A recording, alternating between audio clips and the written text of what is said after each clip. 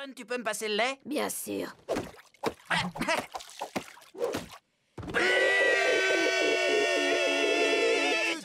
Excuse-moi, mon pote. Oh, j'ai mal. J'ai mal. Quoi, un carton rouge? Non, mais tu plaisantes, là. Je l'ai à peine touché. Je ne veux rien entendre. Quitte le terrain. Alors là, c'est le monde à l'envers. Achète-toi une paire de lunettes. Bébule. Tout le monde dehors. Il sert seulement pour un Suédois. Dehors. Toi, au moins, tu obéis à mes ordres. Non, c'est pas ça. C'est pas du tout ça. C'est que j'ai pas le droit d'entrer dans aucun bain suédois. Un corps de robot, c'est super pour plein de trucs. Briller de partout. Pirater les données personnelles de Robin. Pardon. Être vraiment super, mais super fort. Mais apprécier un bon bain chaud plein de bulles, ça m'est impossible. Parfois, je voudrais tellement redevenir un humain. Mais j'ai parcouru le monde et il n'existe absolument personne qui... Moi, je peux le faire. Qu'est-ce que tu dis? Dis, c'est douloureux? Pas du tout. Moi, je vais rien sentir. Quand je pense que vous me trouvez pas drôle. Non, sérieusement, tu peux pas savoir à quel point ça fait mal. Azarat Mitriam Zirtos.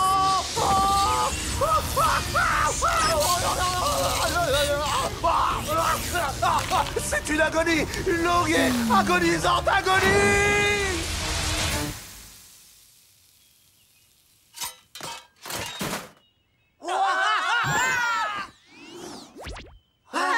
Raven!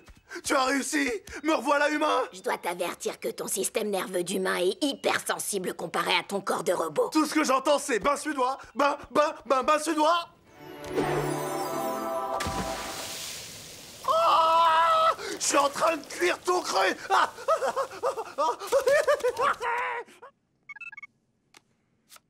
Hé, Changelin! Tu peux venir une seconde? Et pourquoi? T'as besoin d'aide? Oh! Mais pourquoi est-ce que t'as mis tes pieds là-dedans? Ça faisait longtemps que je m'en étais pas servi, d'accord?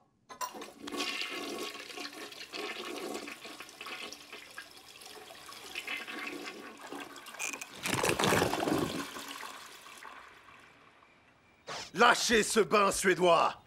Waouh, Cyborg, mais qu'est-ce qui t'est arrivé? Y a plus de cyborg. Je suis Mr. Cher. Je crois que c'est à moi qu'il parlait. Bouya! Robin? Mais qu'est-ce que tu fais? Bah, t'as entendu? Bouya! Arrête de dire ma réplique! Désolé, c'est ma réplique maintenant. Ça va avec le costume. Mais l'aventure de vrai jeune homme, la chanson, c'était pour devenir un robot à ma place? Oui. Pourquoi voudrais-tu que je sois humain alors que je peux avoir des bottes fusées? J'ai dit bottes fusées! Ah, désolé, j'ai encore des choses à réparer. Les high five, préparez-vous.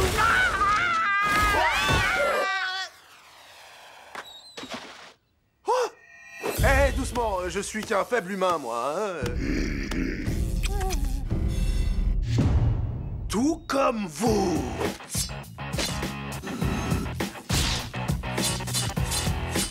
Oh, désolé. Faut mettre de la glace.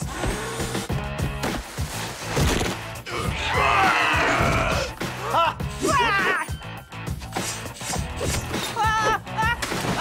C'est trop chaud, c'est beaucoup trop chaud! Voilà ce que j'appelle une vraie aventure de jeune homme. Tu oublies le jeu stupide du chat que nous a appris Cyborg. Ce sera toi, le chat! C'est moi le chat, miaou. Le chat, miaou. Attention, si je t'attrape, je vais te voler dans les plumes. Tu ne pourras pas m'échapper. Tu veux entendre une véritable histoire tragique? Cyborg, raconte à Strahler l'histoire de tes origines et surtout n'oublie aucun détail. Bon d'accord, c'est parti. Tout a commencé le jour de ma naissance. Je suis venu au monde sur une planète condamnée qui allait exploser d'une minute à l'autre. Pour me sauver, mes parents bien-aimés m'ont installé dans une sorte de capsule volante et m'ont éjecté dans l'espace. Et là, boum! Vous vous rendez compte? Un petit bébé tout seul dans une capsule volante jeté dans l'espace, c'est de la folie? Qu'est-ce qui leur est passé par la tête? Et là, boum! Je me suis écrasé près d'une ferme isolée sur la Terre. Un gentil couple de fermiers m'a découvert tout nu et en larmes, et ces gens ont donc décidé de m'adopter. Plus tard, j'ai découvert que j'avais toutes sortes de pouvoirs géniaux. J'ai donc quitté la ferme pour devenir un super-héros. Et j'ai sauvé des gens qui tombaient de partout, de toits d'immeubles, de chutes d'eau, d'échelles, de chevaux et de chaises. C'est comme ça que je suis devenu la mascotte des terriens. Waouh! Oh, et les deux gentils fermiers qui m'avaient adopté ont eu des problèmes à cause du changement climatique, des subventions agricoles et de l'avènement de l'agriculture intensive. Ils ont perdu leur ferme et ils ont plus un sou. Tragique. Ça, c'est réellement tragique.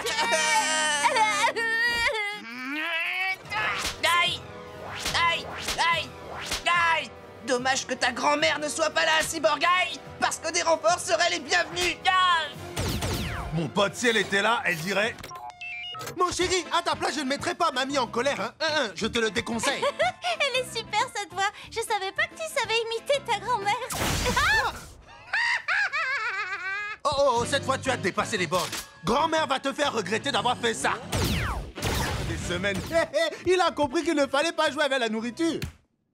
C'est bon, arrête de parler avec cette voix maintenant. Elle a raison, tu m'as donné la migraine. Grand-mère ne voit pas du tout de quoi tu parles, mon petit oh. C'est bon, tu peux arrêter ton imitation. Pourquoi tu continues à nous parler avec cette voix? Ça ne t'est jamais arrivé d'imiter quelqu'un et de ne plus pouvoir t'arrêter? C'est exactement ce qui m'arrive, mon enfant. C'est plus fort que moi, je n'arrive pas à m'empêcher d'imiter ma grand-mère. C'était pas si difficile. Le lendemain. Bonjour les amis. Qui veut un petit déjeuner, les enfants? Oh non, il a gardé sa voix. Ah!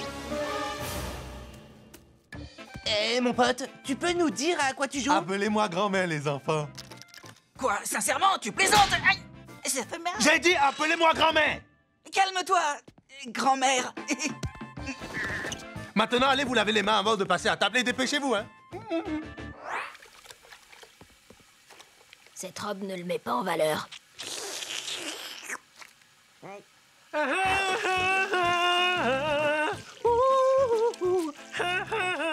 Je ne sais pas comment, mais on dirait que cette voix s'est attachée à son subconscient malgré lui. Mais je trouve aussi qu'il... qu'elle est devenue une excellente cuisinière. Merci, mon enfant. On éteint. Et on allume la veilleuse. La veilleuse. On allume. On allume. On allume, on allume, on allume, on allume. Ah! J'aime pas être dans le noir. Je vois pas où sont les choses. Il me faut de la lumière. Ah, oh, mon tibia. Ah, mon plexus solaire. Cyborg, est-ce que tout va bien? Nous avons entendu les cris d'une petite fille. Ah! Le monstre à 8 yeux. Je lui ai fait peur. Waouh, ce monstre vous a vraiment pas raté, les gars. Les plombs ont sauté. On verra ça dès demain matin. Non, tu vas m'arranger ça et tout de suite. Quoi, t'as peur du noir, mon pote? Non, non, bien sûr que non. On comprendrait, tu sais, nous sommes tes amis. Non, pas moi. Oui, y a que les bébés qui ont peur du noir. Je vous dis que j'ai pas peur du noir. J'ai peur de ce qui est caché dedans. Waouh, trop peur. La moitié de notre équipe a disparu et Raven ne peut toujours pas ouvrir la bouche. Qu'est-ce qu'on va faire, je vous le demande? Je crois que nous n'avons plus qu'une seule solution. Manger des boulettes! Qui veut des boulettes?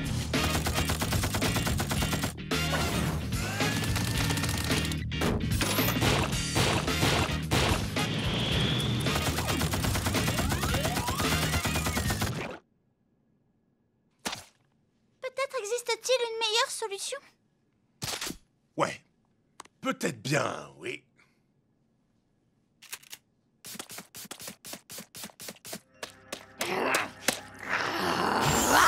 Tu ne vois pas que tout est de ta faute, Cyborg. Oui, alors cette fois, c'est clair, c'est ta faute.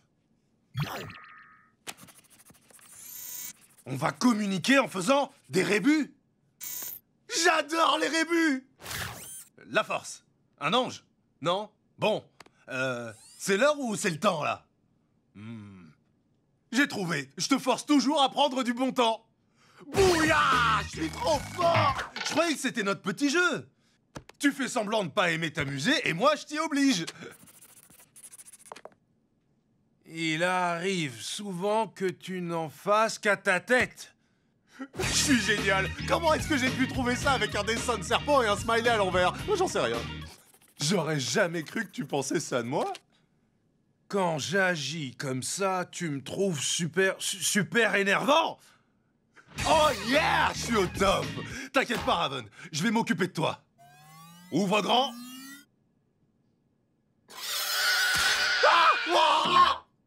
Pas question! Si ce burger ne dégouline pas à souhait, il n'a pas le droit de s'approcher de ma bouche.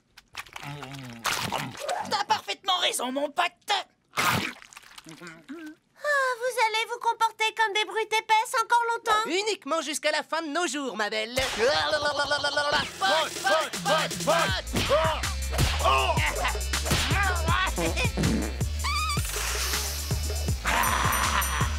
Vous ne pourriez pas aller vous exprimer autre part, c'est répugnant. Sauver la planète, c'est répugnant?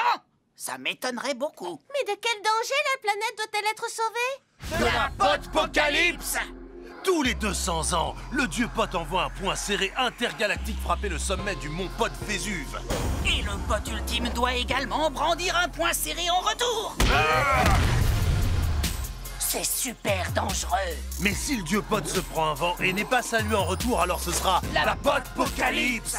Les casquettes à l'envers, les cols relevés et les chaînes en or qui brillent n'existeront plus. Oh, génial! Oh, nous avons hâte que ce jour arrive. Et ce n'est pas tout, la planète aussi sera détruite. C'est une plaisanterie. On a des têtes à plaisanter. Maintenant, si vous voulez bien nous excuser, mes potes et moi, on a une planète à sauver. Mais d'abord, il nous reste un dernier squat à faire. Je peux le faire. C'est le pire des scénarios catastrophes!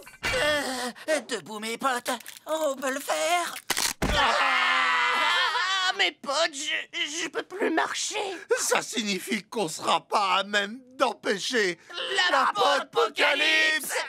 Oh mince, alors ça veut dire que c'est la fin de vos comportements puérils et des casquettes à l'envers? Les visières devraient toujours être portées à l'avant. Dites adieu au sport extrême. Je préfère quand même les sports modérés. Et dites adieu à la nourriture qui dégouline quand vous mangez. Vous devriez avoir honte. C'est un monde dans lequel je refuse de vivre. Si on ne trouve pas un moyen de vite guérir de nos blessures, il n'y aura bientôt plus aucun monde du tout.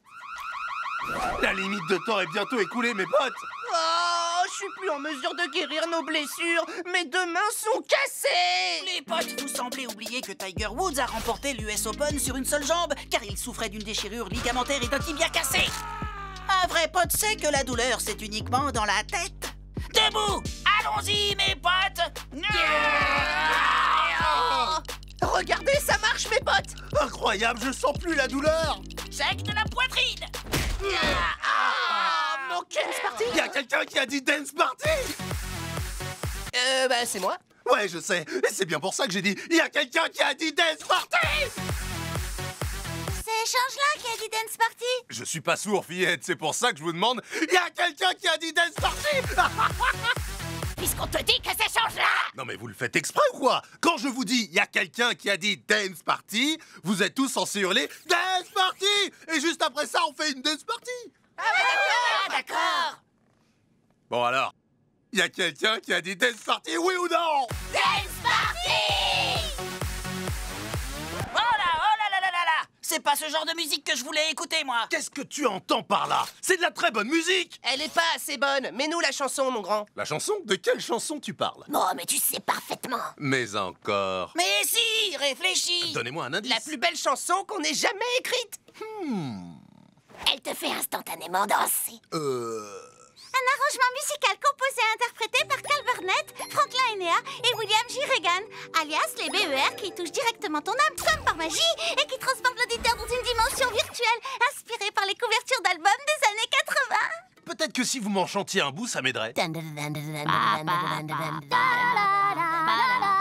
I saw you dance from the corner. I caught Ah ouais, d'accord. your name Ça me dit effectivement quelque chose. In a conversation, playing hard to get. I can't understand. When I look at you, I see the story in your eyes. When we're dancing, The night begins to shine!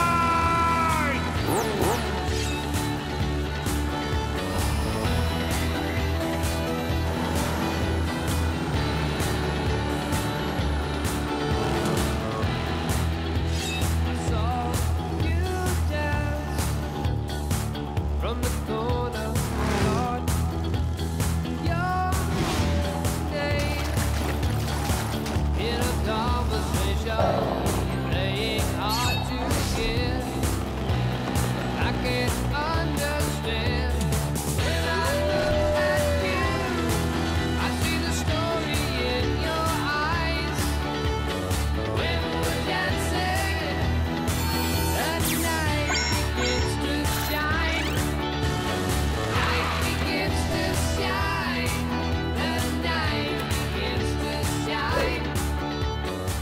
endroit est complètement délirant. Pourquoi on a ce look-là à chaque fois? Parce que ce look est 100% radical. Cyborg, je me pose une question. Quelle est la nature de ce monde où la nuit étincelle toujours? C'est un mystère. Tout ce que je sais, c'est que cette chanson est la clé de sa réalité. Tu as tout à fait raison.